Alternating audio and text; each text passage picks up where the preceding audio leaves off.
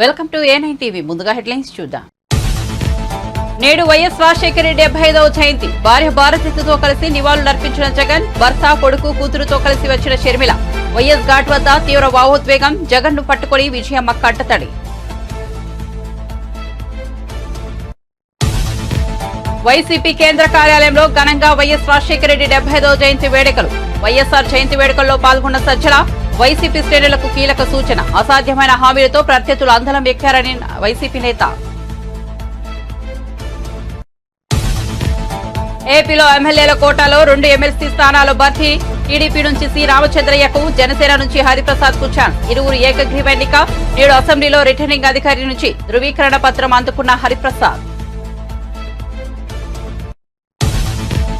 ఘనంగా గాంధీ భవన్ లో వైఎస్ జయంతి వేడుకలు. పాల్గొన్న PCC chief CM Revanth Reddy, deputy CM బట్టి విక్రమార్కతో పాటు పలువురు మంత్రులు. సంక్షేమ పథకాలంటేనే గుర్తొచ్చే పేరు వైఎస్ రాజశేఖర రెడ్డి అన్న సీఎం రేవంత్ రెడ్డి. ఇటీవల హైదరాబాద్ లో తెలుగు రాష్ట్రాల సీఎంల సమావేశం. సీఎంల సమావేశం వివరాలు ఎందుకు బహిర్గతం చేయడం లేదని అంబటి. ఈ సమావేశంపై చాలా ప్రశ్నలకు సమాధానం లేదని వెల్లడి.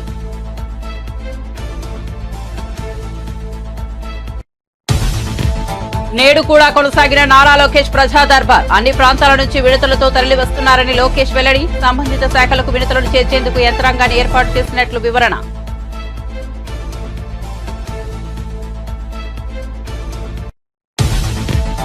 ఏపీలో కొన్ని జిల్లాలోని స్టాక్ పాయింట్ల నుంచి ఉచిత ఇసుక సరఫరా మొదలుపెట్టిన మంత్రులు. కొత్త విధానం రూపకల్పన వరకు ఉచిత ఇసుక సరఫరాకు మార్గదర్శకాల జారీ. ఇసుకపై రాష్ట్ర ప్రభుత్వం శ్వేతపత్రం విడుదల.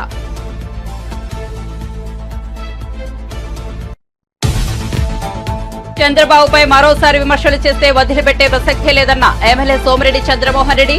ముఖ్యమంత్రుల సమావేశంపై మాజీ మంత్రి కాకాని వ్యాఖ్యలు చేయడం సరికాదని హితవు. కాకాని అక్రమాల అవినీతిపై విచారణ చేయిస్తామన్న సోమిరెడ్డి. ఇక వార్తా వివరాల్లోకి వెళ్తే జగన్ ను పట్టుకుని విజయమ్మ కంటతడి పెట్టారు. దివంగత ముఖ్యమంత్రి వైఎస్ రాజశేఖర రెడ్డి 75వ జయంతి నేడు. ఈ సందర్భంగా ఆయన కుటుంబ సభ్యులు ఇడుపులపాయలోని వైఎస్ సమాధి వద్ద నివాళులర్పించారు. ప్రస్తుతం కడప జిల్లా పర్యటనలో ఉన్న మాజీ సీఎం జగన్ పులివెందుల నుంచి ఇడుపులవాయికు చేరుకున్నారు. తన తల్లి విజయమ్మ, భార్య భారతితో కలిసి ఆయన వైఎస్ ఘాట్ వద్ద నివాళులర్పించారు. ఈ క్రమంలో జగన్ ను ఆలింగనం చేసుకుని విజయమ్మ కంటతడి పెట్టారు. వైసీపీ అధికారాన్ని కోల్పోయిన తరువాత జగన్, విజయమ్మ కలిసి కనిపించడం ఇదే తొలిసారి కావడం గమనార్హం.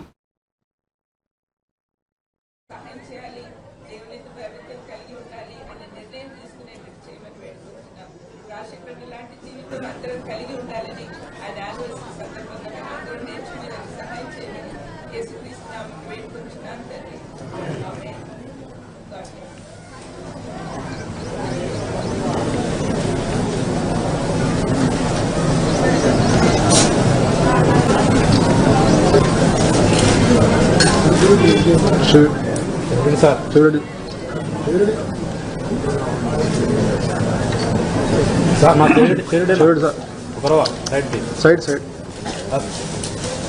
సార్.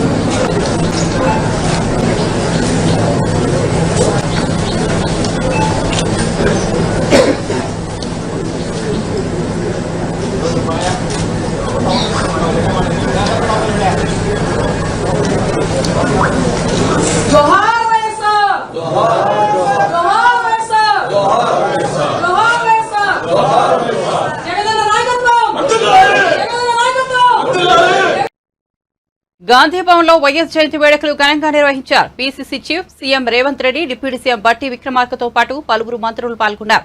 సంక్షేమ పథకాలు అంటేనే గుర్తొచ్చే పేరు వైఎస్ రాజశేఖర రెడ్డి అన్నారు సీఎం రేవంత్ రెడ్డి. వైఎస్ చేసిన అభివృద్ధి తెలంగాణ ప్రజలకు ఇప్పటికీ ఉపయోగపడుతోందని కొనియాడారు. రాహుల్ ప్రధాన ప్రతిపక్షంలో రాణిస్తున్నారని, ప్రధాని పదవికి అడుగు దూరంలో ఉన్నారన్నారు. రాహుల్ ను ప్రధానిగా చేయాలని వైఎస్ ఎప్పుడో చెప్పారని గతాన్ని గుర్తు చేశారు. జూలై 8న వైఎస్ఆర్ 75వ జయంతి సందర్భంగా ప్రత్యేక కార్యక్రమాన్ని ఏర్పాటు చేశారు. ముందుగా వైఎస్ చిత్రపటానికి పూలమాలలు వేసి సీఎం రేవంత్ నివాళులర్పించారు. వైఎస్ అప్పట్లో ఉమ్మడి రాష్ట్రానికి పీసీసీ హోదాలో ఉన్నట్లు చెప్పారు. ఇప్పుడు అదే హోదాలో తాను నివాళులర్పించడం గర్వంగా ఉందన్నారు. ఆ తర్వాత డిప్యూటీ సీఎం బట్టి, మొదటి శ్రీధర్ బాబు, దీపాదాస్ మున్షి, ఎమ్మెల్యే దానం నాగేందర్, కేవీపీ తదితరులు కూడా నివాళులర్పించారు. తప్పనిసరిగా వారి ఆలోచన అనుగుణంగా మనం నడిచే కార్యక్రమంలో భాగంగా మనం అందరం మరొక్కసారి అంకితమై ప్రజల కోసం పనిచేసే కార్యక్రమంలో ముందుకు పోతా ఉన్నాం. వారు ముఖ్యమంత్రిగా పనిచేసినటువంటి కాలం ఒక దశాబ్ద కాలం అయిపోయినప్పటికి కూడా చిరస్థాయిగా ప్రజల హృదయాల్లో కానీ, రాష్ట్రంలో కానీ, దేశంలో కానీ వారి పాదముద్రలు ఇంకా మన అందరికీ కనిపిస్తూనే ఉన్నాయి. దానికి కారణం అభివృద్ధిని, సంక్షేమాన్ని రెండింటిని కూడా రెండు కళ్ళలాగా తీసుకొని ముందుకు తీసుకొని పోవటమే దాని ప్రధాన కారణంగా మనం అందరం చూస్తా ఉన్నాం. జల వనరులకు సంబంధించి జలయజ్ఞం పేరు మీద వారు తీసుకున్నటువంటి ప్రతి ప్రాజెక్టు ఈనాటికి కూడా పెద్ద ఎత్తున అది ముందుకు పోవటానికి, వాటి ద్వారా ప్రజలకి మేలు జరగటానికి ఆనాడే వారు పునాదులు వేశారు. అలాగే సంక్షేమ కార్యక్రమాల్లో భాగంగా ఏ పేదవాళ్లు కూడా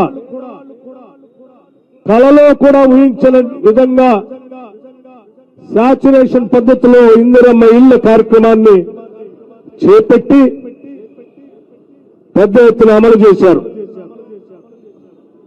ఎవరు ఊహించిన స్థాయిలో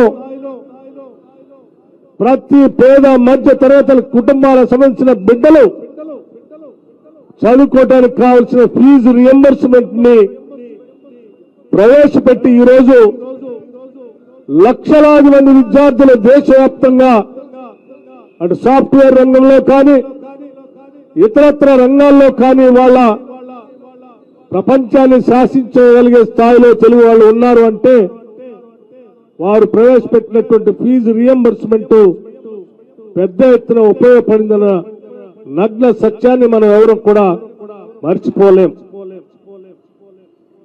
అలాగే పేదవాళ్ళందరూ కూడా అనారోగ్యానికి గురైతే ఆర్థిక పరిస్థితులు సహకరించకపోవటం వల్ల కళ్ల ముందే చనిపోతా ఉంటే చేయలేని నిస్సహాయ స్థితిలో ఉండి బాధపడుతున్నటువంటి ప్రజానికం మొత్తానికి కూడా మేమున్నామని చెప్పి రాజీవ్ ఆరోగ్యశ్రీ కార్యక్రమాన్ని ప్రవేశపెట్టి కార్పొరేట్ ఆసుపత్రిలో కూడా వైద్యం చేపించుకునేటువంటి స్థాయికి ప్రతి పేదవాడికి వైద్యాన్ని అందుబాటులో తీసుకొచ్చిన విషయం ఈ రోజు దేశంలోనే ఆదర్శప్రాయమైనటువంటి కార్యక్రమం. అలాగే అనేక ఇతరత్ర కార్యక్రమాలు పెద్ద ఎత్తున చేపట్టి ప్రజలందరికీ కూడా ఏపీసీసీ అధ్యక్ష షర్మిల కూడా తన తండ్రి సమాధి వద్ద నివాళులర్పించారు. ఆమెతో పాటు తల్లి విజయమ్మ, భర్త అనిల్ కుమార్, కుమారుడు, కోడలు, కూతురు ఉన్నారు. జగన్ తో పాటు పలువురు మాజీ ఎమ్మెల్యేలు, ఎంపీలు కూడా వచ్చారు. మహాదానంతో నిన్ను మహిమపరిచేటువంటి కుటుంబంగా తీర్చిదిద్దమని వేడుకుంటున్నాను ప్రభువా, స్తోత్రం. ఈ స్థలమందు ఇప్పుడు వాళ్ళు ప్రార్థిస్తూ వారి మనస్సుల్లో ఏమి ఆకాంక్షిస్తున్నారో తండ్రి, వారి హృదయాభిలాష సిద్ధింపు దయచేయునుగాక, వారి ఆకాంక్ష నెరవేర్చబడునుగాక, సమస్తము సమకూడి జరుగునుగాక, నీ సన్నిధిని సంతోషిస్తూ అనుభవించుదునుగాక, నీ ప్రసన్నత వారికి నిత్యము అందునుగాక. దేవా స్తోత్రములు. డాక్టర్ వైఎస్ఆర్ గారి కుటుంబీకులందరినీ మీ చేతులకు అప్పగిస్తున్నాను. ప్రియకుమారులు జగన్మోహన్ రెడ్డి గారిని, వారి సతీమణిని, వారి బిడ్డల్ని మీ చేతులకు అప్పగిస్తున్నాను. తండ్రి, డాక్టర్ వైఎస్ఆర్ గారి యొక్క అన్నదమ్ములందరినీ, తోబుట్టువుని పేరు పేరున మీ చేతులకు అప్పగిస్తున్నాను ప్రభువా. ఇక్కడికి చేరి వచ్చినటువంటి ప్రతి ఒక్కరిని దర్శించండి ప్రభువా. జార్జ్ రెడ్డి గారి కుటుంబం, వివేకానంద రెడ్డి గారి కుటుంబము, సుధీర్ రెడ్డి గారి కుటుంబం, విమలమ్మ గారి కుటుంబం, రవీంద్రనాథ్ రెడ్డి గారి కుటుంబం, వారి బిడ్డలు, వారి సంతానములు, ప్రతి ఒక్కరూ తండ్రి ప్రభా ఈరోజు నాయన ఈ స్థలమందు వారిని జ్ఞాపకం చేస్తూ నిన్ను స్తుతిస్తున్నాను. ప్రతి కుటుంబములో సంతోషము వెల్లివిరియును గాక తండ్రి. ఇక్కడికి నాయనా మహానేత మీద అభిమానంతో ప్రయాసతో ఇక్కడికి వచ్చిన ప్రతి ఒక్క బిడ్డను మీరు దీవించండి, రక్షించండి, ఆశీర్వదించండి. ఇక్కడి నుండి బయలుదేరి వెళ్ళే ప్రతి ఒక్కరికి జయం కలుగుంది కాక తండ్రి నాయన. ఈరోజు రాజశేఖర రెడ్డి గారి 75వ జయంతి. జూలై 8, 1949లో పుట్టాడు రాజశేఖర రెడ్డి గారు. A fighter, a visionary, the leader, the courageous, the compassionate, who laughed often and loved much.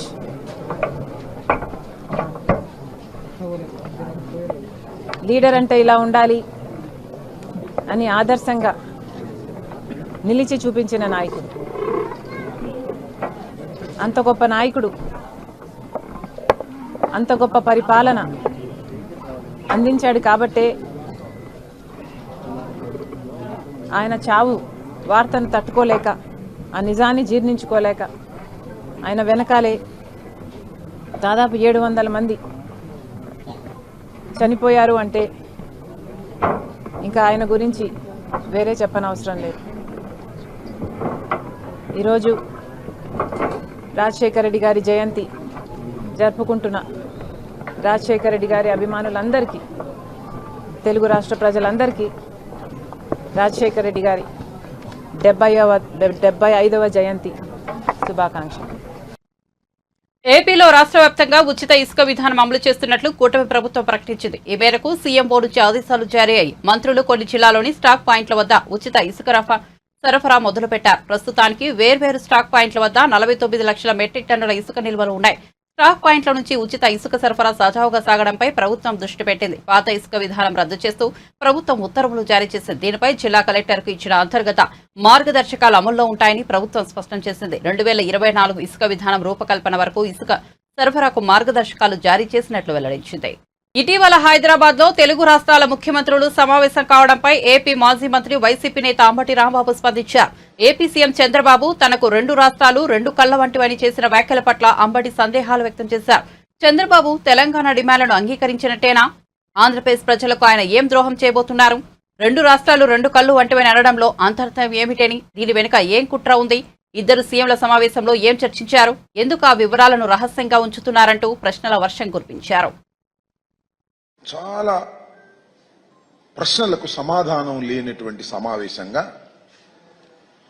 ఈ ఇద్దరి ముఖ్యమంత్రుల సమావేశం మిగిలినట్టుగా అర్థమవుతా ఉన్నది. ఇంతకుముందు కూడా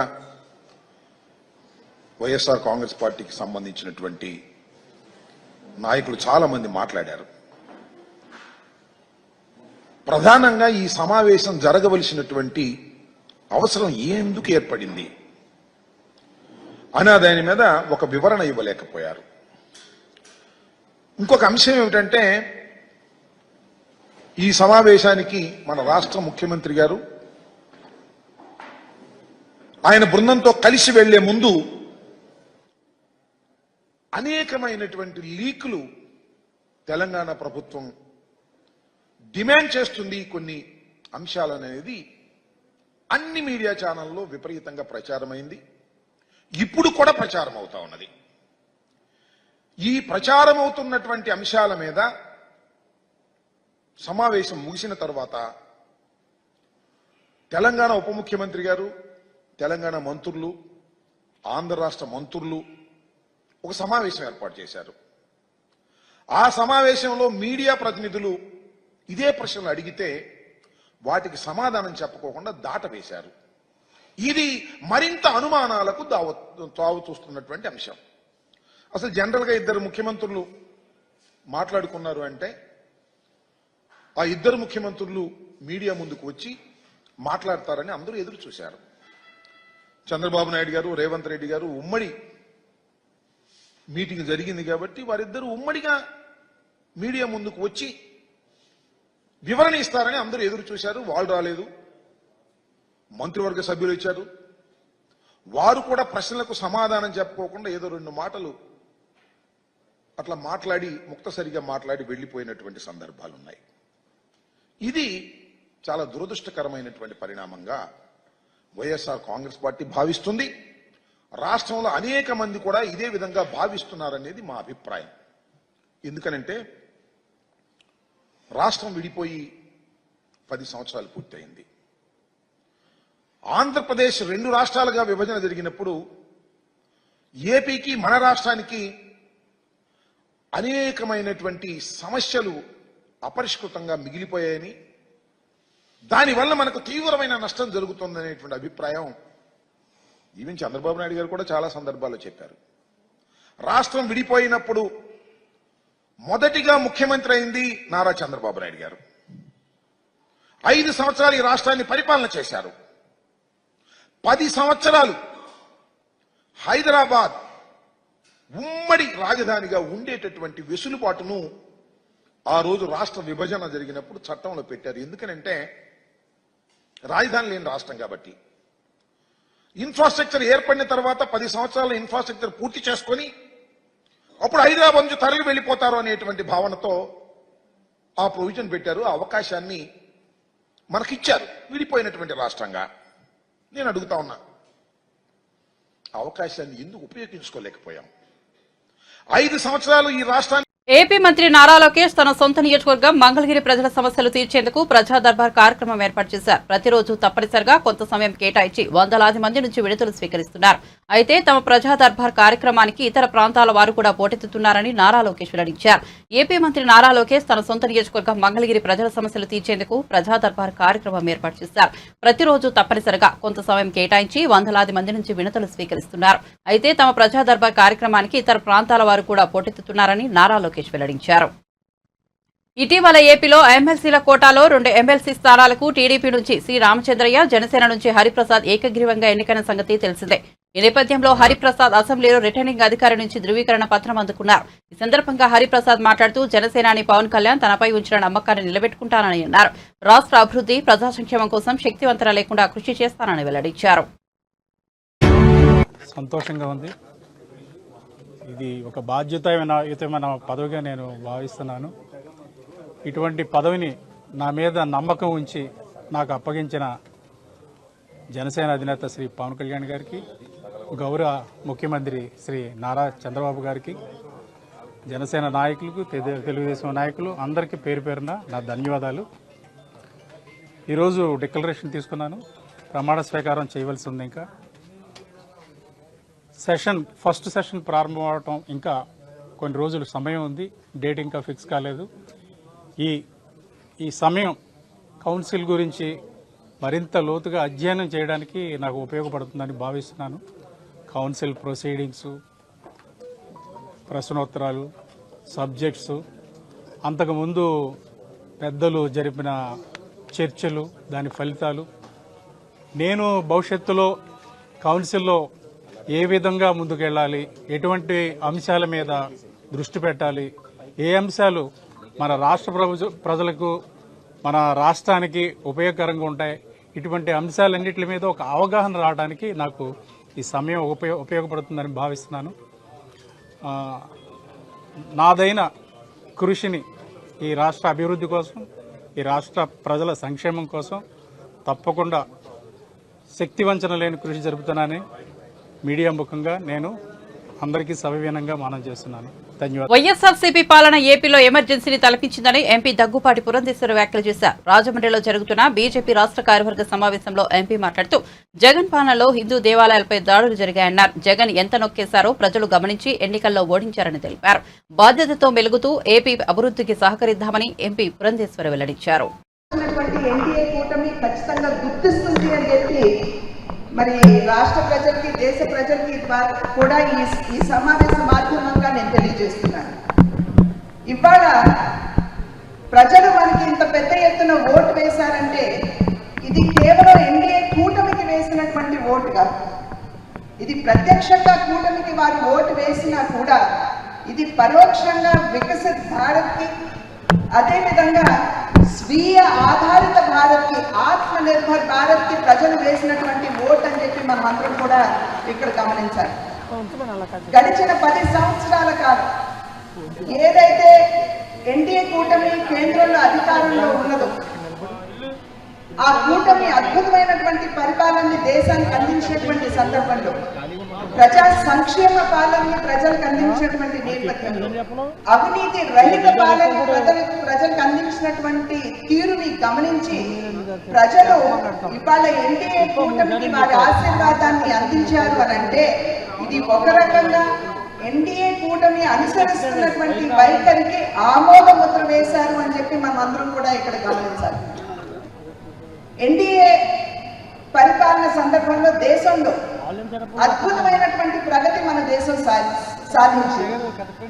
ప్రపంచంలో స్థూలోత్పత్తి ఏదైతే ఉన్నదో అది కేవలం 3% ఉంటే మన భారతదేశ ప్రగతి 7-8% ప్రగతిని సాధించింది అంటే అది మన ఎన్డీఏ ప్రభుత్వం అనుసరించినటువంటి వైఖరి, వారు అనుసరించినటువంటి విధానాలే అని చెప్పి మనం అందరం కూడా ఇక్కడ గుర్తించవలసినటువంటి అవసరం ఉన్నది అని చెప్పి తెలియజేస్తున్నారు. ప్రపంచంలో 11వ ఆర్థిక శక్తి భారతదేశం అని చెప్పి ప్రజలు చెప్పేవారు. అటువంటి ఆర్థిక శక్తిని 11వ స్థానం నుండి 5వ స్థానానికి తీసుకొచ్చినటువంటి ఘనత నరేంద్ర మోడీ గారి నాయకత్వంలో ఉన్నటువంటి ఎన్డీఏ ప్రభుత్వానికే ఇది సాధ్యమైంది అని చెప్పి మనం గమనించాలి. 5వ ఆర్థిక శక్తిగా ఇవాళ ప్రపంచంలో భారతదేశం గుర్తింపు చెందినటువంటి సందర్భంలో మరి దాని యొక్క పర్యవసానం ఏ విధంగా మన దేశం మీద ఉన్నది అనేటువంటి విషయాన్ని కూడా మనం ఒక్కసారి విశ్లేషించుకోవాల్సినటువంటి అవసరం చాలా ఉంది. 5వ ఆర్థిక శక్తిగా ఎదిగినటువంటి భారతదేశం ఇవాళ ఆ స్థాయికి ఎదగలిగింది కాబట్టే దేశంలో 4 కోట్ల మంది పేదలకి ఇళ్ళు ఇవ్వగలిగింది. అదేవిధంగా 10 కోట్ల మంది పేదలకి మరి టాయిలెట్ల నిర్మాణం చేసి మరుగుదొడ్ల నిర్మాణం. తెలుగు రాష్ట్రాల ప్రయోజనాల కోసమే AP CM Chandrababu Telangana CM Revanth Reddy భేటీ అయ్యారని సర్వేపల్లి టీడీపీ ఎమ్మెల్యే సోమిరెడ్డి చంద్రమోహన్ రెడ్డి అన్నారు. ఒక్క అడుగు తగ్గి సీఎం చంద్రబాబే హైదరాబాద్ కు వెళ్లారని తెలిపారు. కేసుల కారణంగా కేంద్రం నుంచి వాటాలు తేలేకపోయామని చెప్పారు. విభజన అంశాలపై ముఖ్యమంత్రుల సమావేశంపై మాజీ మంత్రి వైసీపీ నేత కాకాని వ్యాఖ్యలు విమర్శలు చేయడం సరికాదని హితవు పలికారు. మరోసారి చంద్రబాబుపై నోరు పారేసుకుంటే చూస్తూ ఊరుకోమని హెచ్చరించారు. ఇప్పుడేంటంటే ఆయనకి డ్రగ్స్ అని ఎందుకు వచ్చిందంటే, అరే దాని మీద 2 అడిషనల్ డీజీపీలను వేస్తే ఈ రాష్ట్రంలో ఒకరు మంత్రిగా ఉండి ఒక రేవ్ పార్టీలో మంత్రిగా ఉండి రేవ్ పార్టీలో స్టిక్కర్ దొరికింది, పాస్పోర్ట్ దొరికింది. వాళ్ళు ఏదో కాళ్ళు పట్టుకొని దాన్ని కొంచెం ఆపుకున్నట్టుండవు, కానీ ఆగదు. ఆ భయమా నీకు? రేవ్ పార్టీలో నువ్వు రెడ్ హ్యాండ్గా నీ దొరికింది, నీ కార్ పాస్ దొరికింది. అదేంది జిరాక్స్ కాపీ అంటావు నువ్వు? 2023 సంవత్సరం 2000 సంవత్సరానికి ఒకసారి ఇస్తారు 3 కార్ పాసులు. దాంట్లో 23 2023 పాస్, అది యాజ్ ఇట్ ఈజ్గా వాడుకున్నారు. అది బహుశా ఆ భయంతో కాకాని డ్రగ్స్ గురించి మాట్లాడతాడు. 2 ముఖ్యమంత్రులు చిన్న బిడ్డలు ఆ డ్రగ్స్తో నాశనం అయిపోతున్నారు వాళ్ళ జీవితాలు అని చెప్పి ప్రత్యేకంగా చర్య తీసుకోవాలని. చెడిపోయింది మీ టైంలో. ఆంధ్ర రాష్ట్రం డ్రగ్స్ ఎక్కడిగా ఉంటే అక్కడ దొరికే పరిస్థితి వచ్చింది. పిల్లల జీవితాలను నాశనం చేశారు మీరు. దాన్ని కంట్రోల్ చేయాలంటే దాన్ని కూడా కూస్తావు నువ్వు. ఇటువంటి మనుషులు సరే. ఇంకా నీ సంగతి ఒక కల్తీ మద్యం, ఒక నకిలీ పత్రాలు, ఇంకా డాష్ డాష్ డాష్. లాస్ట్ 5 ఇయర్స్లో గోవర్ధన్ రెడ్డి కాకాని గోవర్ధన్ రెడ్డి దోచుకున్నవి, సిస్టమ్స్ కొలాప్స్ చేసినాయి. ఒక ఎన్ఆర్ఈజేస్ నుంచి, ఒక ఇరిగేషన్ ఫండ్స్ నుంచి, ఒక ఇసుక నుంచి, ఒక ఎర్రమట్టి నుంచి, ఒక తెల్లమట్టి నుంచి, మట్టి నుంచి ఆగ్రహణ తెల్లరాయి వరకు, అక్కడున్న టోల్ గేట్ల వరకు దేంట్లో వదిలిపెట్టాం. గుర్తుపెట్టుకో, డెఫినెట్గా అనుభవిస్తావు. మీరు చేసిన దోపిడీ, మీరు చేసిన దుర్మార్గాలు, 100 మందిని మా వాళ్ళని సర్వేపల్లిలో జైలుకి పంపించావు. 100 మంది వేల మంది మీద తప్పుడు కేసులు పెట్టావు, వేల మంది మీద పెట్టావు. ఈరోజు అనుభవిస్తావు. ఇప్పటికి ఎంతమంది సస్పెండ్ అయినారు, ఇంకెంతమంది అవుతారు? నీ పాపానికి ఎంతమంది అధికారులు సస్పెండ్ అవుతారు, ఎంతమంది జైలుకు పోతారో చూస్తాం. కమింగ్ 1 year 2 yearsలో చూస్తాం. వదిలిపెట్టే ప్రసక్తిలా.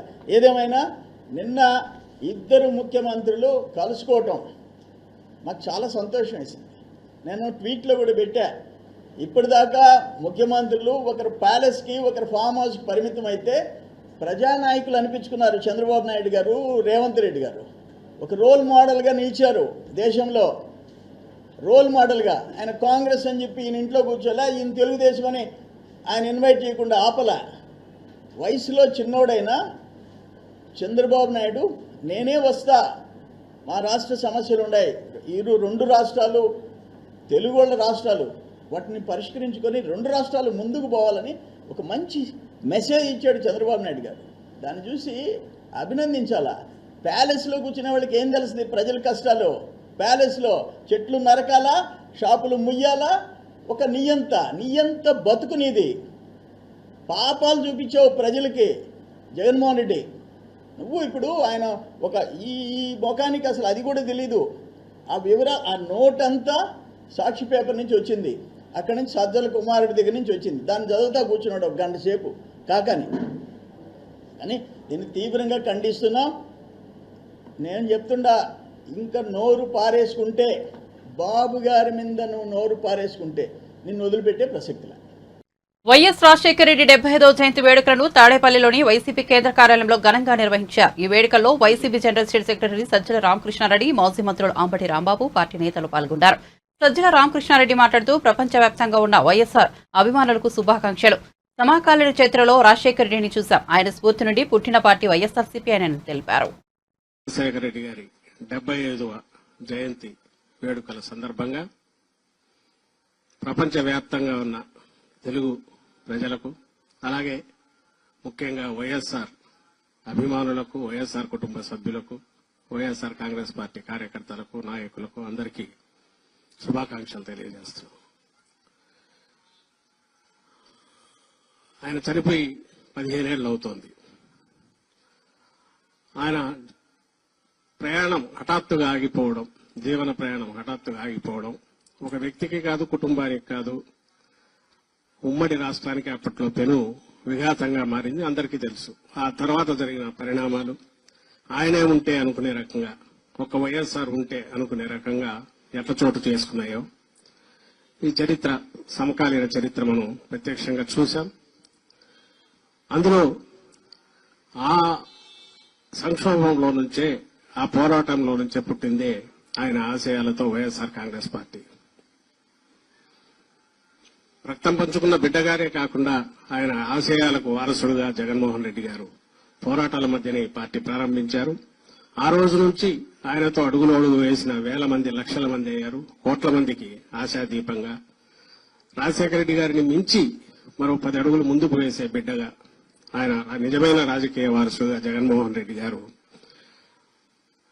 ఈ రాష్ట్రానికి ఏం చేశారో గత 5 ఏళ్లలోనే 20-30 ఏళ్లలో జరగాల్సిన అభివృద్ధిని గాని, సంక్షేమాన్ని గాని, ఒక పేద కుటుంబం కేంద్ర బిందువుగా, పేదరికాన్ని శాశ్వతంగా స్థానం లేకుండా నిర్మూలించే దిశగా ఎవరి కాళ్ల మీద వాళ్ళు నిలబడి, ఏదో ప్రభుత్వం ఇచ్చే పథకాల మీద ఆధారపడకుండా సొంత కాళ్ళగా నిలబడగలిగి వాళ్ళ తలరాత వాళ్ళు రాసుకునే రకంగా ఒక దానికి ప్రారంభించడమే కాకుండా పథకాలు ఆచరణలో కూడా ఆ మేరకు ఫలితాలు కూడా తీసుకొచ్చారు 5 ఏళ్లలో. ఇది 5 ఏళ్లలో మనం చూసాం. మన కళ్ల ముందే జరిగింది. అది జరిగింది. 5 ఏళ్ల తర్వాత మళ్లీ ప్రజల ముందుకు వెళ్ళాం. ఇదిగో ఇంత చేశాం, మీ ఇంట్లో మంచి జరిగి ఉంటే మీరు. బులెటిన్ ముగించే ముందు హెడ్లైన్స్ మరోసారి చూద్దాం. నేడు వైఎస్ రాజశేఖర రెడ్డి 75వ జయంతి. భార్య భారతితో కలిసి నివాళులర్పించిన జగన్, భర్త, కొడుకు, కూతురుతో కలిసి వచ్చిన షర్మిల. వైఎస్ ఘాట్ వద్ద తీవ్ర భావోద్వేగం. జగన్ ను పట్టుకుని విజయమ్మ కట్టతడి. వైసీపీ కేంద్ర కార్యాలయంలో ఘనంగా వైఎస్ రాజశేఖర రెడ్డి 75వ జయంతి వేడుకలు. వైఎస్ఆర్ జయంతి వేడుకల్లో పాల్గొన్న సజ్జల వైసీపీ శ్రేణులకు కీలక సూచన. అసాధ్యమైన హామీలతో ప్రత్యర్థులు అందలం ఎక్కారని వైసీపీ నేత. ఏపీలో ఎమ్మెల్యేల కోటాలో 2 ఎమ్మెల్సీ స్థానాలు భర్తీ. టీడీపీ నుంచి సి రామచంద్రయ్యకు, జనసేన నుంచి హరిప్రసాద్ కు ఛాన్స్. ఇరువురు ఏకగ్రీవ ఎన్నిక. నేడు అసెంబ్లీలో రిటర్నింగ్ అధికారి నుంచి ధృవీకరణ పత్రం అందుకున్న హరిప్రసాద్. ఘనంగా గాంధీ భవన్ లో వైఎస్ జయంతి వేడుకలు. పాల్గొన్న PCC chief CM Revanth Reddy, deputy CM బట్టి విక్రమార్కతో పాటు పలువురు మంత్రులు.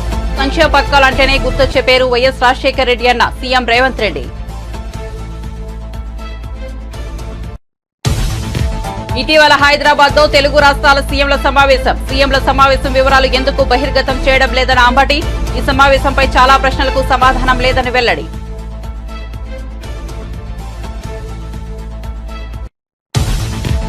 నేడు కూడా కొనసాగిన నారా లోకేష్ ప్రజా దర్బార్. అన్ని ప్రాంతాల నుంచి విడతలతో తరలి వస్తున్నారని లోకేష్ వెల్లడి. సంబంధిత శాఖలకు విడతలను చేర్చేందుకు యంత్రాంగాన్ని ఏర్పాటు చేసినట్లు వివరణ.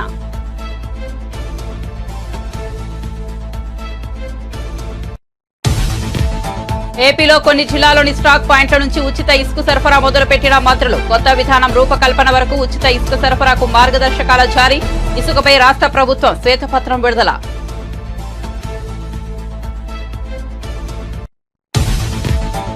చంద్రబాబుపై మరోసారి విమర్శలు చేస్తే వదిలిపెట్టే ప్రసక్తే లేదన్న ఎమ్మెల్యే సోమిరెడ్డి చంద్రమోహన్ రెడ్డి. ముఖ్యమంత్రుల సమావేశంపై మాజీ మంత్రి కాకాని వ్యాఖ్యలు చేయడం సరికాదని హితవు. కాకాని అక్రమాల అవినీతిపై విచారణ చేయిస్తామన్న సోమిరెడ్డి. మరిన్ని అప్డేట్స్ కోసం చూస్తూనే ఉండండి A9 TV.